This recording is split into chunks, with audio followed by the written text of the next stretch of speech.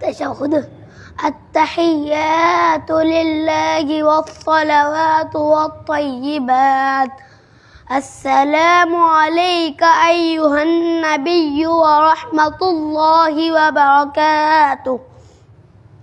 السلام علينا وعلى عباد الله الصالحين.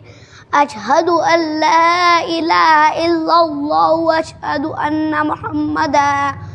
محمدا عبده ورسوله. اللهم إنا نستعينك ونستغفرك ونؤمن بك ونتوكل عليك ونثني عليك الخير ونشكرك ولا نكفرك ونخلع ونترك من يفجرك.